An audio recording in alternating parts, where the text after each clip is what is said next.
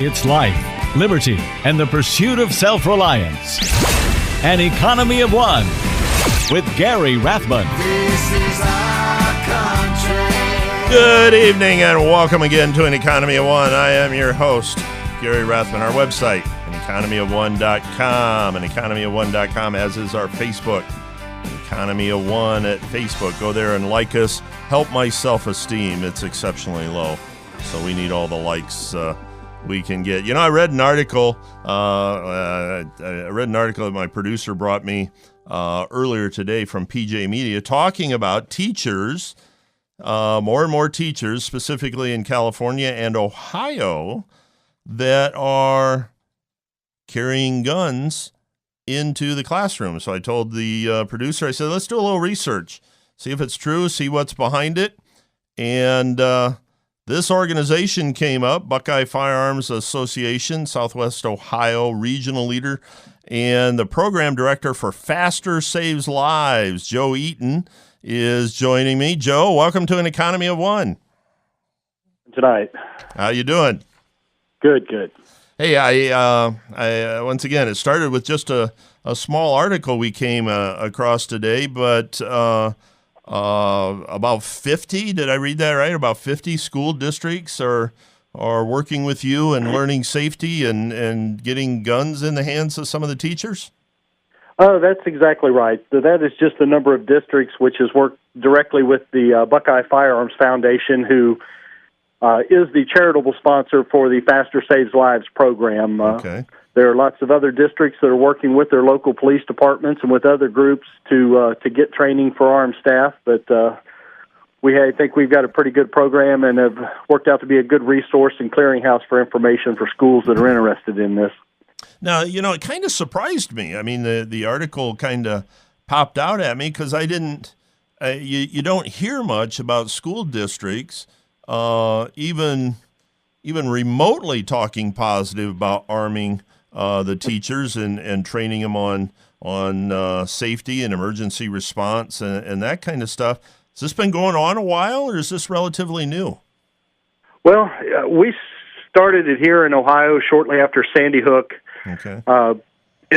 We were invited within just a couple of weeks of Sandy Hook to a town hall meeting in Columbus, and the board of directors of Buckeye Firearms Foundation got together and said, this is ridiculous. Every time one of these senseless killings happens, we get together, we say our part, the other side says their part, and everybody smiles and goes home, and nothing ever gets done. So in 2013, we committed for the first class of 24 staff in Ohio. By the time we had taken sign-ups for 2 weeks, we had well over 1,000 teachers, and within just a couple of months, we were approaching 4,000 staff that had signed up for the program. So it's just been growing ever since. More schools are understanding that waiting on outside help is not a solution, that if you're going to wait on outside help in a situation like this, you're simply accepting a certain number of dead or injured students and staff, and that's not an acceptable solution. Do you have any numbers? I mean, you're working with or have worked with 50 districts and thousands of teachers and personnel. Do you have any numbers of people that are actually carrying a gun into the school now? Like I said, from just what we have worked with, we have trained over 400, I believe it is, almost 450 teachers in the past 3 years. And that, encompasses about 40 to 50 different districts. Some districts have, just a couple of the administrators or school staff. Mm-hmm. Some of them, they have 8, 10, 12 different people in the school systems, which they've authorized to be armed. And it's all up to the local school districts what they're comfortable with. You'd mentioned you don't hear a lot of it, and that's simply because some districts choose not to publicize it, where you have other ones such as the Edgerton School District up in northeastern Ohio, or the Sidney School District in central Ohio, and several other ones across the state have been very out in front on it, and they use that as an additional deterrent by advertising the fact that they have armed staff in the school to protect the students. Well, we've heard a lot of pundits, we've read a lot of articles about some of these nutcases specifically targeting gun-free zones, and if it's out there that this is absolutely not a gun-free zone. I got to believe that serves as a certain deterrent to some of these potential nutcases going in there and shooting it up. Dan, I think you're exactly right. From the very beginning, I made the comment, if we could do two simple things, if we could get all of the no-gun signs down off of the schools out there, if we could get the school systems who will never consider this to stop going to the media and saying we would never consider having armed staff in our schools, if we could do those two things, every school kid in Ohio would automatically be safer tomorrow. You're right. The criminals that are committing these acts are not looking for a challenge. They're looking for the safest way to themselves that they can get the highest number of victims in the shortest amount of time. Yeah, it's interesting, the stats behind that. Are the school districts that you're working with, are the students aware that the teachers or administrative people could be carrying or potentially be carrying? And, like I said, there's a large variety of that. If you go to the some schools right below the no-gun signs, the state requires them to post on the front door. There's another sign which says, we have armed staff for the protection of our students.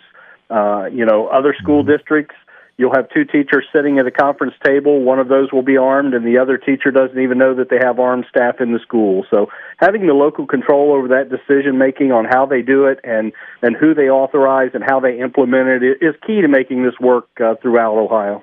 If I was a parent, I'm not a parent, but if I was, I would really like that decision-making to be at the local level. What does the state of Ohio, what does Mike DeWine's office, what's the formal line of state government say about this? Attorney General DeWine, has put out an opinion on it that, reiterating exactly what Ohio law says, that each individual school board gets to decide who it is that they choose to authorize should they choose to do that. It could be school staff, it could be teachers, it could be administrators, it could be parents, and it could actually be people in the just in the general public. We've had one school system down here in Warren County in the southern part of the state that basically said we want to make it available to anyone who has a concealed handgun license, which is the only requirement at the federal level that you need in Ohio to carry in a school. Now, the stuff I read earlier this afternoon talked about different school systems. Where are we at on college campuses as far as teachers and staff? I know I've talked to another gentleman, Brian Patrick, recently, who's trying to make it legal to get students to be able to carry on college campuses. Does your program go into the college level also? We have worked with a couple of the colleges and university staff here in Ohio, mainly. I think Mr. Patrick's up at the University of Toledo, and we've talked with him quite a bit. The current law in Ohio doesn't allow the universities or the colleges to authorize their staff to carry, but we do have some bills currently in the Ohio legislature which would fix that. It would remove the blanket no guns on college campuses law and allow each individual university to choose whether or not they're going to allow armed staff or they're going to allow the students who are of age and who have went through the training and who have went through the background check.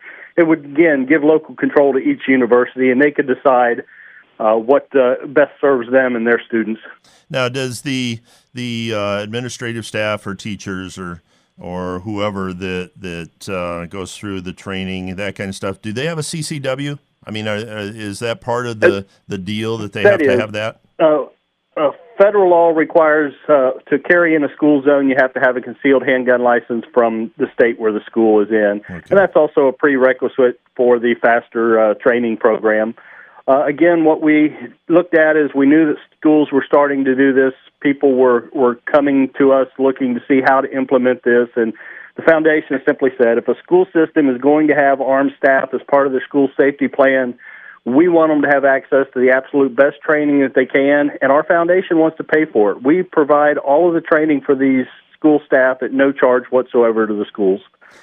Now, I got two more quick questions for you in the time we have left. One, in addition to gun safety, use of weapons, training judgment, that kind you also train people to render emergency medical care.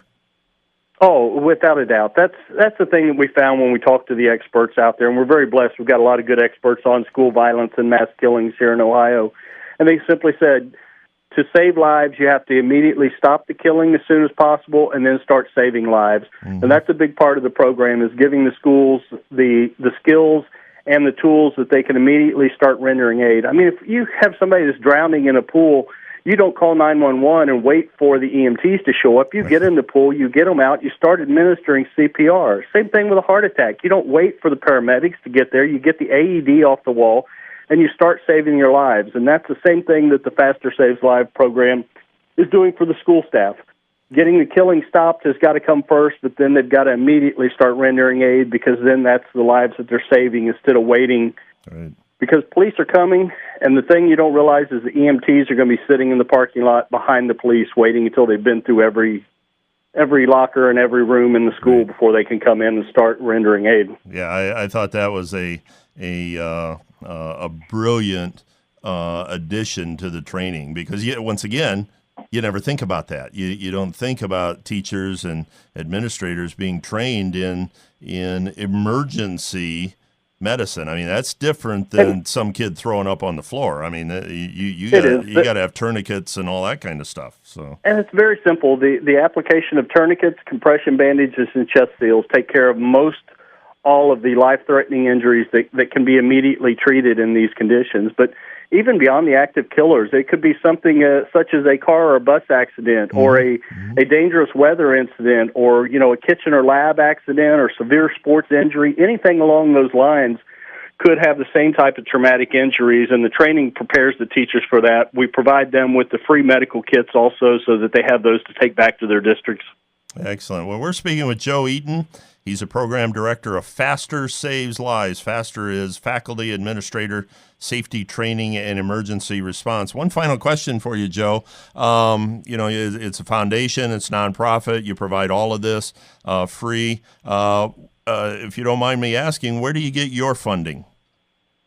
Right now, all of the funding has come from individual donors who support this program.